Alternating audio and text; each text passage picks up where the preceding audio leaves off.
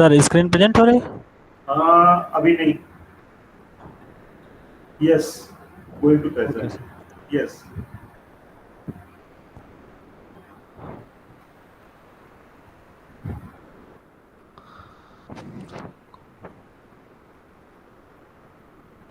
Good morning, sir, and my classmates. Myself, Roshan Singh, B.Ed first year, Department of Education, CSMU Kanpur. Today I am going to present a PowerPoint presentation of cultural change, social change, and cultural change and education. Of paper second, sociological perspectives of education under the guidance of Dr. Arju Isaini sir and Mrs. Anupama Yadav ma'am.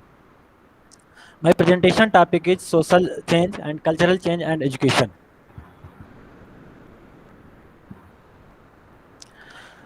These are my outlines of the PowerPoint presentations. First, we will discuss about what is the society, then social change, characteristics of social change, सामाजिक परिवर्तन की विशेषताएं, factors of social change, सामाजिक परिवर्तन के कारक factors resisting social change, सामाजिक परिवर्तन को में बाधक जो तत्व, थ्योरीज ऑफ सोशल चेंज के सामाजिक परिवर्तन के सिद्धांत,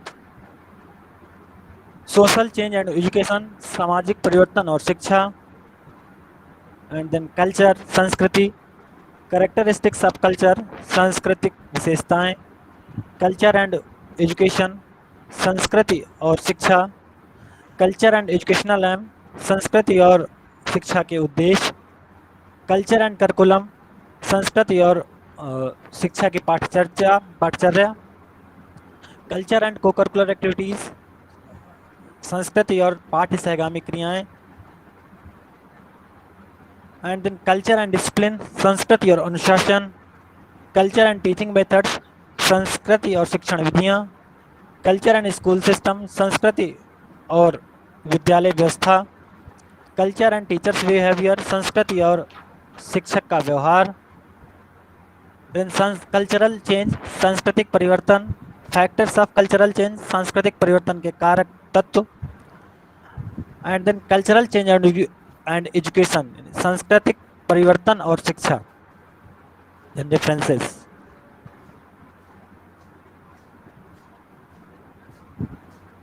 सबसे पहले एक्चुअली ये paper sociological perspective of education यानी सामाजिक शिक्षा के समाजशास्त्री परिदृश्य।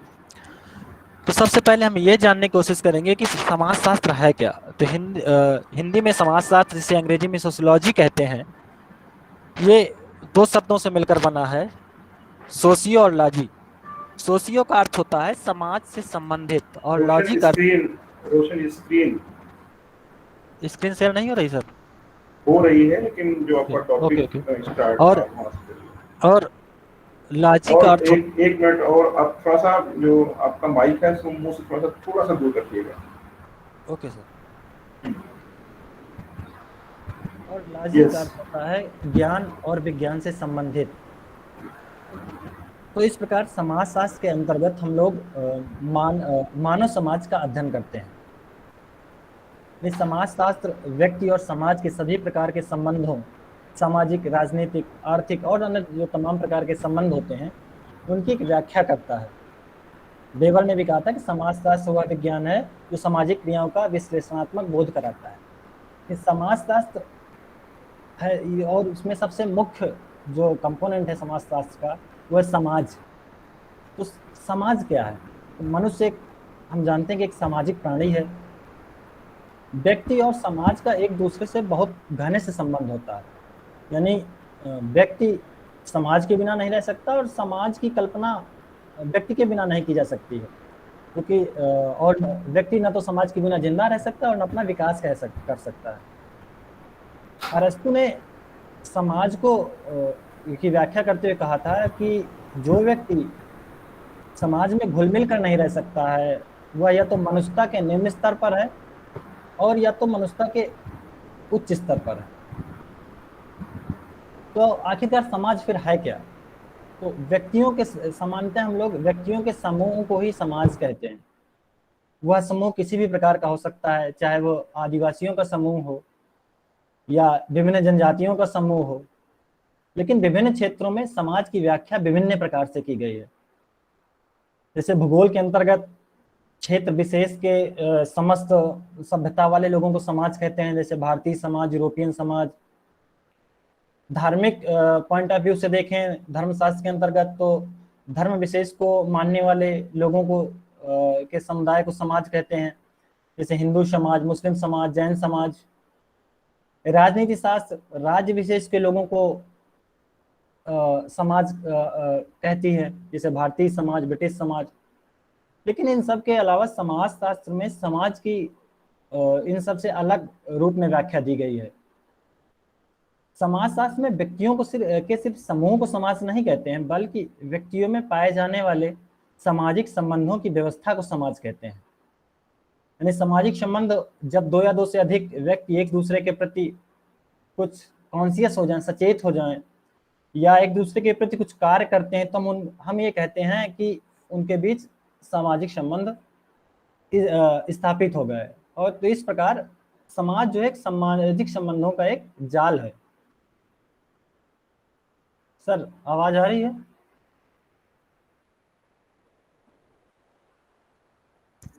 आवाज आ रही है। जो आप स्क्रीन शेयर कर रहे होगे तो यहाँ पे जो एक स्टॉप शेयरिंग लिखा है ना, और बाद में जस्ट बगल में लिखा है हाइड, तो हाइड पे क्लिक कर दीजिए ताकि जो है ये बीच में डिस्टर्ब ना करे।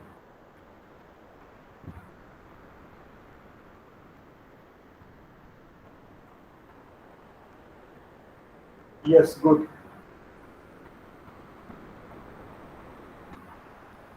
Then we will discuss about social change, सामाजिक परिवर्तन।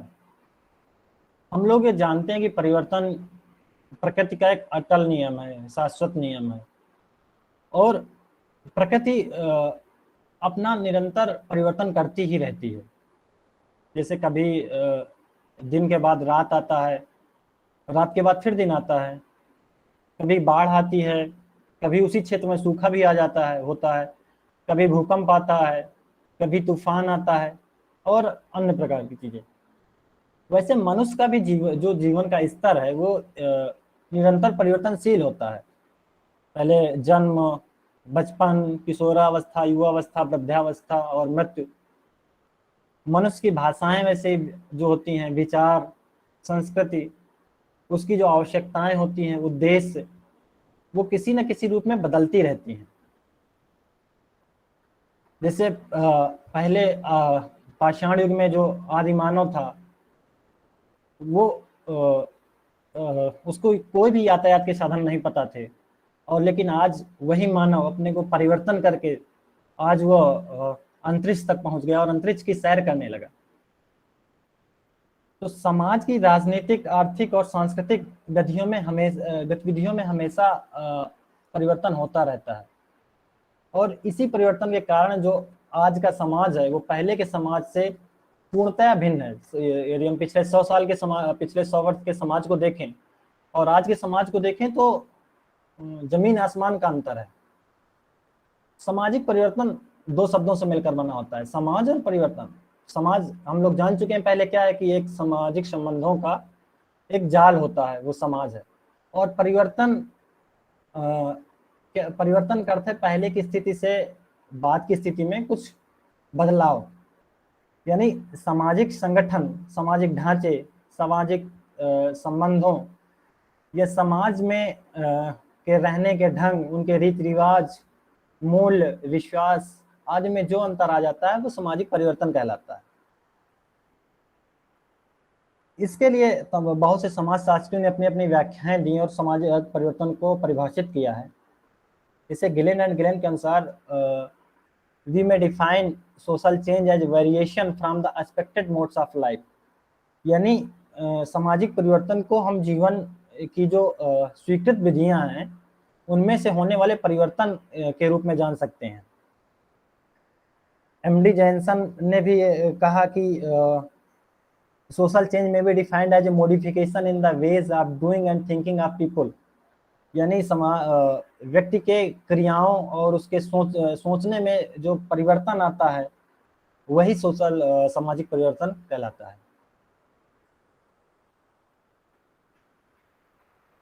कैरेक्टरिस्टिक्स ऑफ सोशल चेंज, सामाजिक परिवर्तन की विशेषताएं। सोशल चेंज इज यूनिवर्सल, सामाजिक परिवर्तन सार्वभौमिक होता है, विश्वव्यापी होता है। प्रत्येक समाज अपने अपने स्तर से और अपनी अपनी स्थितियों के अनुसार बदलाव या परिवर्तन का अनुभव जरूर करता है। जैसे अपने यहाँ जो आवश्यकताएं हैं, जो उनके अनुसार परिवर्तन होता है। अरब देशों में या जो जहाँ पर क्या बहुत अधिक रूढ़िवादिता है, कुछ ऐसे मुस्लिम कंट्रीज हैं जैसे, वहाँ पर अलग परिवर्तन होता है। और नेपाल है जैसे, पहले वहाँ राजशाही शासन था, वहाँ राजशाही तंत्र से अब प्रजातंत्र हुआ, वहाँ उसके अनुसार अलग परिवर्तन हुआ।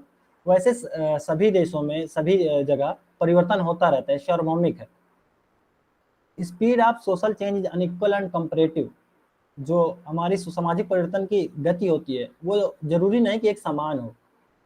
जैसे हम अपने इंडिया में ही बात करें तो जो गांव में होने वाले परिवर्तन है, उनकी जो अधिक हम देखते हैं कि उनकी जो गति होती है वो कहीं शहरों में होने वाले परिवर्तन की अपेक्षा धीमी होती है।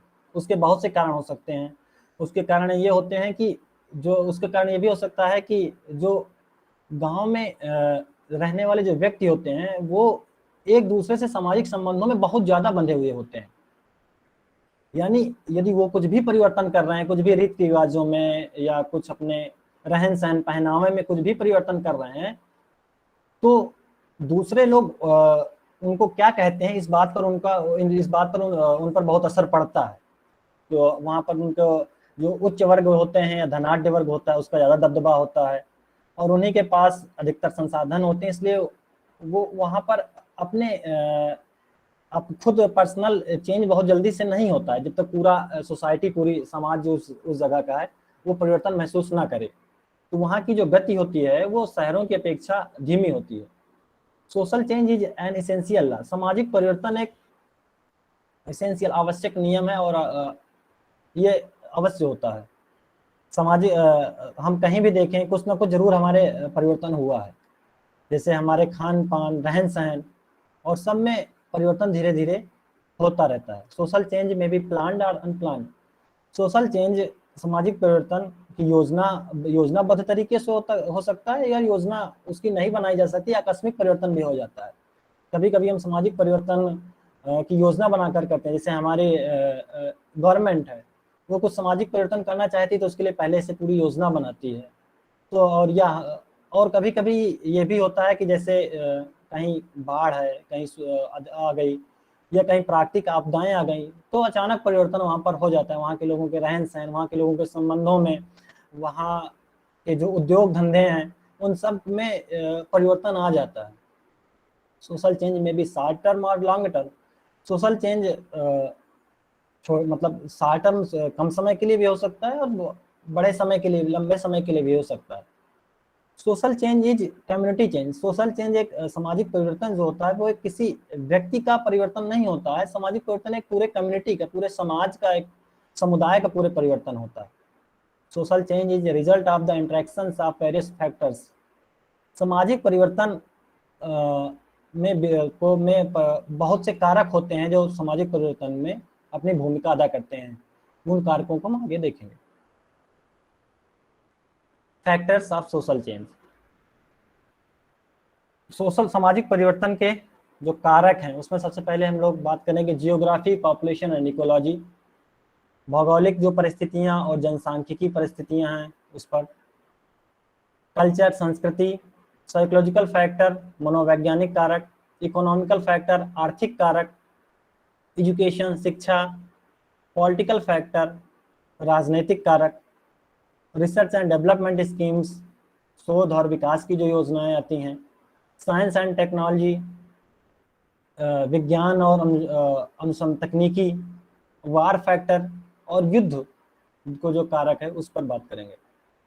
सबसे पहले हम जियोग्राफी एंड पॉपुलेशन, भौगोलिक परिस्थितियां और जनसांख्यिकी जो कारण होते हैं उन पर बात करें।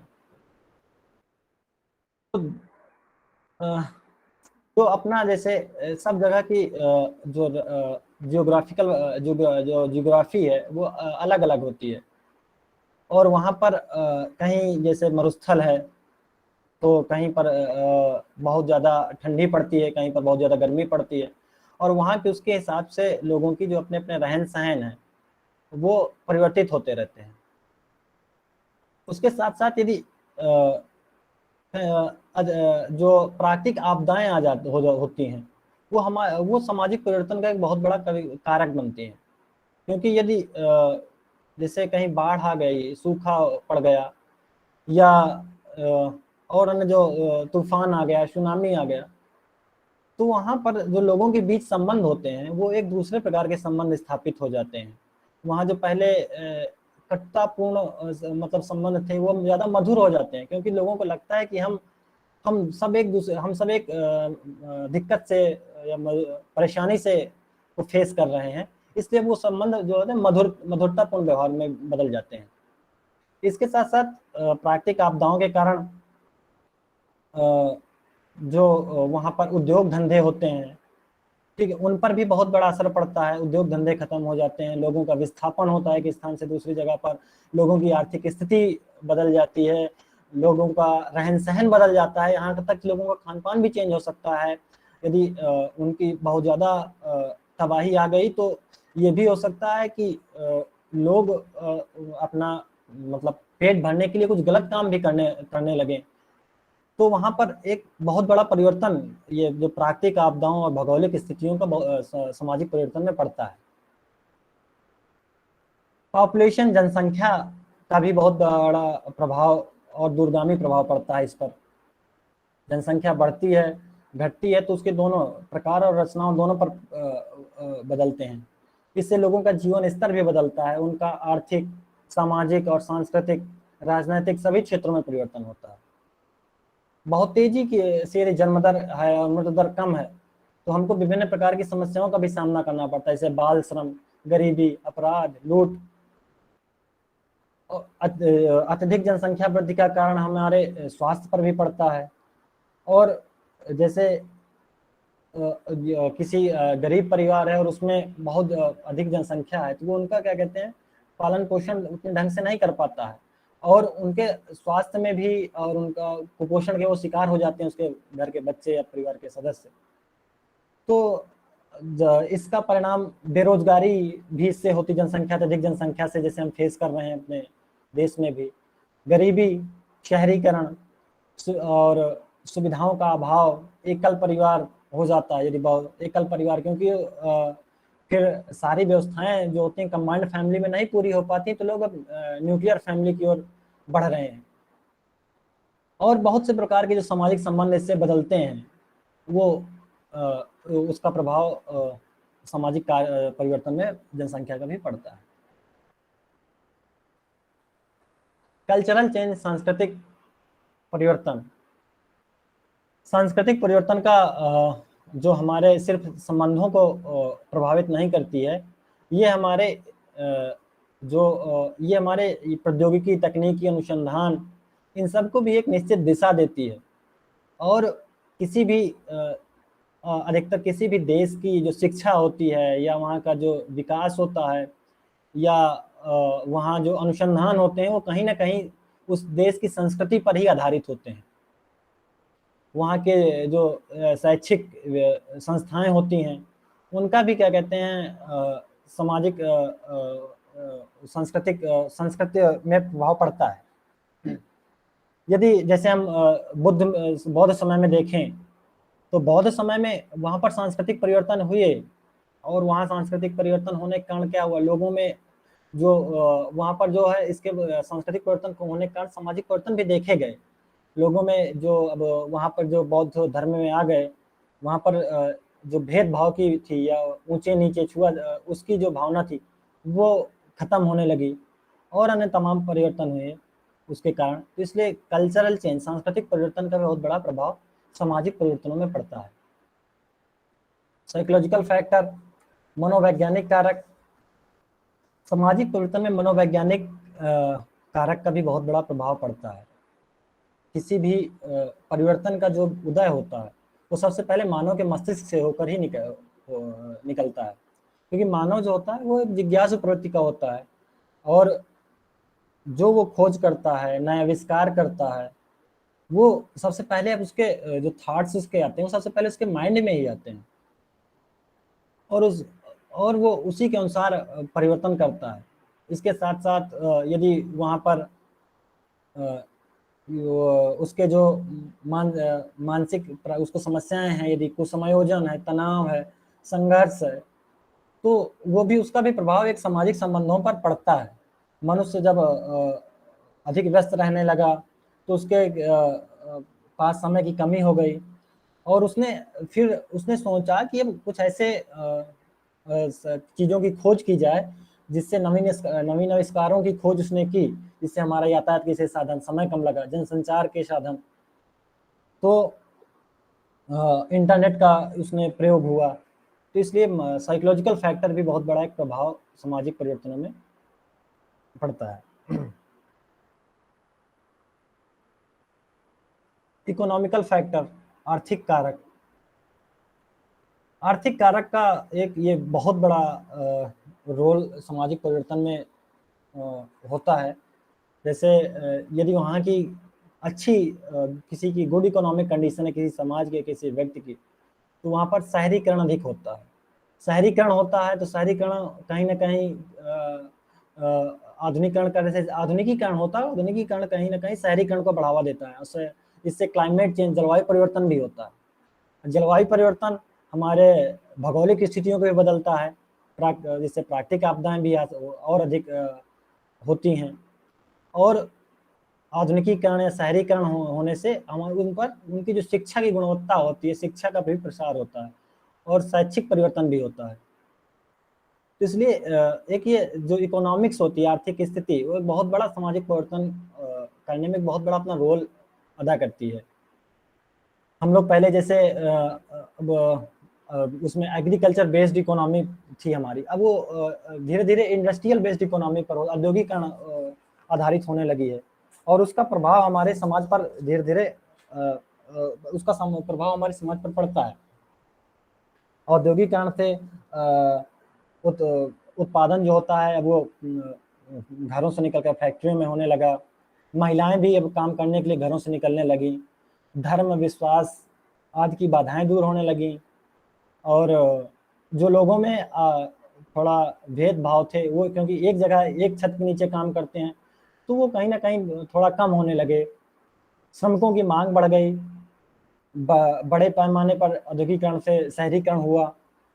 महिलाओं की जो आर्थिक स्थिति थी और जो कहीं ना कहीं सामाजिक स्थिति, दोनों का मजबूत होने लगी धीरे धीरे। संचार के क्षेत्रों में भी औद्योगिकरण से यातायात के साधनों में भी अत्यधिक वृद्धि हुई। और जैसे हम आर्थिक कारक ये भी देख सकते हैं कि जैसे पहले जो था वो वस्तु विनिमय प्रणाली थी। किसी भी वस्तु को लेने के लिए हम उस वस्तु को देते थे, या सिक्कों का क्या कहते हैं प्रभाव चलता था, सोने या चांदी के। लेकिन अब धीरे धीरे क्या हुआ, जब नोट आ गई, कागज की मुद्रा आ गई, लोग उसकी यदि वास्तविक मूल्य उसका कागज का न तो उतना वास्तविक मूल्य है किसी वस्तु के बराबर, न तो उसकी स्याही का वास्तविक मूल्य उस वस्तु के बराबर होता है। लेकिन लोगों ने कागज की जो नोट है उस नोट को के वास्तविक मूल्य को समझा कि ये यदि 100 रुपए का नोट है तो इसका मतलब ये 100 रुपए हैं। और धीरे धीरे फिर वस्तु विनिमय जो प्रणाली थी, या जो सिक्के थे, या मतलब सोने चांदी के और अन्य तमाम धातुओं के जो बनते थे, वो धीरे धीरे परिवर्तित होकर के अब हमारा जो दूसरा प्रकार का आर्थिक सिस्टम हो गया, बैंकिंग प्रणाली दूसरी प्रकार की हो गई, इन सब में परिवर्तन आया। आर्थिक कारक जैसे ये यहाँ पर देखें, जहाँ पर उनमें तेल के संसाधन बहुत हैं जिन देशों में, जैसे अरब के कुछ देशों में, तो वहाँ पर जैसे उनमें तेल के जो नए नए खोज हुई, मतलब वहाँ से निकलते पता चला कि यहाँ पर तेल है, तो धीरे धीरे आर्थिक रूप से बहुत संपन्न होने लगे। और उनके रहन सहन, उनके खान पान, उनके सामाजिक संबंधों में, उनके वैचारिक उनमें अंतर, बहुत प्रकार के सब प्रकार के अंतर देखे जाने लगे। इसलिए जो इकोनॉमिक फैक्टर होता है, आर्थिक कारक, वो भी सामाजिक परिवर्तन में बहुत बड़ा प्रभाव डालता है। एजुकेशन का, शिक्षा इसका सबसे यदि देखा जाए तो इम्पॉर्टेंट रोल सामाजिक परिवर्तन में एजुकेशन का भी ही होता है, क्योंकि एजुकेशन से जो हमारे जो मन में जो सामाजिक कुरीतियाँ होती हैं, जो आडंबर होते हैं और जो वैचारिक संकीर्णता होती है, वो कहीं न कहीं दूर होती है और हम एक सामाजिक या सांस्कृतिक परिवर्तन की ओर बढ़ते हैं। और उनके इससे शिक्षा के द्वारा उनकी जैसे कोई अभी ये जैसे इसमें फिगर में दिखा है, ये बच्चे भी भूखे बैठे हैं, इनको खाने की, रहने की सुविधा नहीं है, लेकिन इनको एजुकेशन मिल जाए, शिक्षा मिल जाए और ये कोई एक अच्छी सी जॉब इनको मिल जाए, जॉब कर लें, शिक्षा के द्वारा अपने प्राप्त कर लिया, तो इनका जो सामाजिक स्तर है, सामाजिक जीवन स्तर है, आर्थिक स्तर है, वो कहीं न कहीं बदलेगा और इस प्रकार ये एक सामाजिक परिवर्तन भी धीरे-धीरे में होगा। इसलिए शिक्षा का बहुत बड़ा असर सामाजिक परिवर्तन में पड़ता है। पॉलिटिकल फैक्टर, राजनीतिक कारक का भी बहुत बड़ा प्रभाव सामाजिक परिवर्तन में पड़ता है। जैसे विभिन्न राजनीतिक क्षेत्रों की राजनीतिक जो पार्टियां होती हैं, दलों की विभिन्न विचारधाराएं होती हैं और उन्हीं के अनुसार वो अपनी योजनाएं बनाती हैं, उन्हीं के अनुसार अपने वो नियम बनाती हैं, उन्हीं के अनुसार अपने कार्यक्रम वो चलाते हैं और इन्हीं के अनुसार व्यक्तियों में और समाज में परिवर्तन आता है। जैसे कहीं जो जहाँ पर राजशाही प्रणाली है या तानाशाही प्रणाली है, वहाँ के जो वहाँ जो सामाजिक वहाँ जो समाज है, उनकी जो रीति रिवाज हैं, वो दूसरे प्रकार के होंगे। लेकिन जहाँ पर प्रजातांत्रिक प्रणाली है, उनके क्या कहते हैं, वो अपने अधिकार के लिए, अपने कर्तव्यों के लिए वो ज़्यादा जागरूक होते हैं। लेकिन ऐसा जो तानाशाही जहाँ शासन है, वहाँ ऐसा नहीं देखा जाता है। जैसे नेपाल में हुआ, नेपाल में पहले राजशाही शासन था और उसके बाद वहाँ पर क्या प्रजातंत्रात्मक शासन 2006 के बाद हुआ। तो वहाँ पर अब जो दूसरे प्रकार के परिस्थितियाँ बदल गईं, लोग अपने कर्तव्यों के लिए ज़्यादा जागरूक हो गए, जबकि तानाशाही देशों में ऐसा कर्तव्यों के प्रति अपने लोग जागरूक या नहीं हो पाते, जागरूक होते हैं तो उनकी मांग नहीं कर पाते हैं। हम अब कहीं भी प्रोटेस्ट कर सकते हैं यदि हमारे अधिकारों का हनन हो रहा है, जो प्रजातंत्रात्मक देश हैं। और इसके साथ-साथ राजनीतिक जैसे क्या कहते हैं, जो ब्रिटिश समाज था पहले, वहाँ पर क्या कहते हैं ब्रिटिश समाज, जैसे ब्रिटिश हमारे इंडिया कंपनी ब्रिटिश शासन था, तो वहाँ पर जो सामाजिक परिवर्तन कुछ दूसरे थे और वो समाज की व्यवस्था कुछ दूसरी थी और धीरे-धीरे परिवर्तित हुई, जैसे हमारा देश अपना आज़ाद हुआ। इसलिए राजनीतिक कारकों का भी प्रभाव बहुत पड़ता है। रिसर्च एंड डेवलपमेंट, हम शोध और अनुसंधान या तकनीकी के द्वारा बहुत बड़े प्रकार का परिवर्तन कर सकते हैं।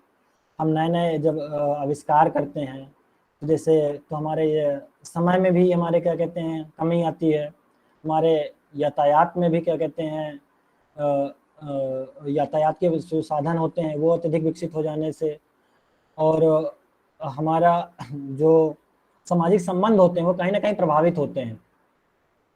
जैसे rail, cinema, car, airplane, radio, telephone इन आदि के आविष्कार से जो है वैश्वीकरण की में वृद्धि हुई है और इसका कहीं न कहीं सामाजिक परिवर्तन में इम्पैक्ट पड़ा है। साइंस एंड टेक्नोलॉजी, विज्ञान और तकनीकी, कार्ल मार्क्स ने कहा था कि even the formation of social relations and mental conception of and attitudes are dependent upon technology. किसी भी जो क्षेत्र के जो सामाजिक संबंध होते हैं, उनकी जो वैचारिक जो उनमें वैचारिक भेदभाव पाए जाते हैं, कुछ भी पाया जाता है, वो कहीं न कहीं टेक्नोलॉजी जो है हमारी प्रौद्योगिकी पर निर्भर करता है और प्रौद्योगिकी वाकई बहुत बड़ा इम्पैक्ट डालती है सामाजिक परिवर्तनों में। आज का जो समाज है, उस 100 वर्षों के समाज से बिल्कुल अलग, पहले 100 वर्ष के जो पहले समाज था उससे बिल्कुल अलग क्यों हुआ? क्योंकि प्रौद्योगिकी का विकास हुआ। हम लोग बहुत से नए-नए आविष्कार किए, बहुत से जो हमारे खान-पान, रहन-सहन और अन्य तमाम क्षेत्रों में हमारे परिवर्तन हुए। वार फैक्टर, युद्ध एक बहुत बड़ी भूमिका निभाते हैं सामाजिक परिवर्तन में। यदि कहीं भी युद्ध हो रहा है तो वहाँ पर एक अपार जन और धन की हानि होती है। वहाँ पर जो लोगों के होते सामाजिक संबंध होते हैं वो बदल जाते हैं। वहाँ लोगों में तनाव, चिंता होती है, वहाँ भुखमरी भी हो सकती है वहाँ का विकास रुक जाता है, वहाँ का में शैक्षिक वहाँ की जो शैक्षिक प्रणाली है उस पर भी अंतर पड़ता है। तो जैसे क्या कहते हैं, अभी जापान नागासाकी हिरोशिमा में जो अटैक किया था परमाणु बम, तो उस पर वहाँ की अभी भी वहाँ के लोग जो हैं विकलांग होते हैं, या वहाँ भी अभी भी लोग जो उनका जो तनाव से अभी भी लोग निकल नहीं पा रहे हैं। तो वो भी सामाजिक परिवर्तन में भी बहुत बड़ा ये वार फैक्टर जो है ये अपना प्रभाव डालता है। अब हम ये देखेंगे कि सामाजिक परिवर्तन में जो बाधक तत्व हैं वो कौन कौन से होते हैं। तो सबसे पहले इसमें जो है वो सांस्कृतिक जड़ता। सांस्कृतिक रोशन जी, जी सर। हम लोग इसको आज यहीं पे बाइंड अप करते हैं, और कल आप अपनी जो इस पीपीटी है इसको फर्दर आप रनिंग करेंगे, और इसके बाद अभी कितना होगा क्या सर पीपीटी? आ, अभी सर लगभग 2 टाइम्स में 32 अच्छा स्लाइड अच्छा। कल सर चलिए, हाँ, तो इसके बाद जो जिसका नेक्स्ट होगा रोशन के बाद, वो अपने आप को प्रेजेंट करेगा, ठीक है। जिसका भी है वो नेक्स्ट नंबर जो भी है वो प्रेजेंट करेगा, और कल तैयार होके आएगा। तो रोशन के बाद जब हमें समय मिलेगा तो हम लोग उसका प्रेजेंटेशन करवाएंगे। तो रोशन जी, आपने ये पीपीटी मुझे मेल कर दी थी? यस सर, मेल की थी आपको, और मैम को भी मेल किया था। अच्छा, जिन लोगों ने अपनी पीपीटी अभी तक मुझे मेल ना की वो ध्यान करके जल्दी से कर दो, ताकि बाद में कोई दिक्कत क्रिएट ना हो, ठीक है। तो ये आपकी रिस्पॉन्सिबिलिटी है और आपकी जिम्मेदारी भी है कि आपको जो है ये काम करना है। और सोशल चेंज को लेकर के जो कुछ भी रोशन ने पढ़ाया है, बताया है, काफ़ी चीज़ें उन्होंने अपने हिसाब से क्लियर करने की कोशिश की है। मतलब फिर भी अगर कुछ डाउट, कुछ प्रश्न रह गए हों तो इनसे जरूर पूछिएगा। अब आज नहीं, अब कल पूछिएगा, क्योंकि आज का टाइम तो हो चुका है। तो कल जो है इस पर बात करिएगा। और हाँ, जो प्रश्न हैं, जो जिज्ञासा है, उन्हें जरूर आपने जो है उसे सॉर्ट आउट कीजिए, जरूर पूछिए, और इसको मन के अंदर मत रखिए। सुनिए, ध्यान सुनिए। अगर नहीं सुनेंगे तो फिर कैसे बात बनेगी, इसलिए सुनना जरूरी है। सुनेंगे तभी कुछ बोलेंगे, और नहीं सुनेंगे तो बोल नहीं पाएंगे। तो सुनना भी बहुत जरूरी है। चलिए, आज के लिए इतना ही। थैंक यू सो मच आज के लिए। और फिर हम लोग जो है कल एक इसी टॉपिक के साथ आगे बढ़ेंगे, और समय बचेगा तो नेक्स्ट टॉपिक के लिए हम लोग काम करेंगे। तो ओके।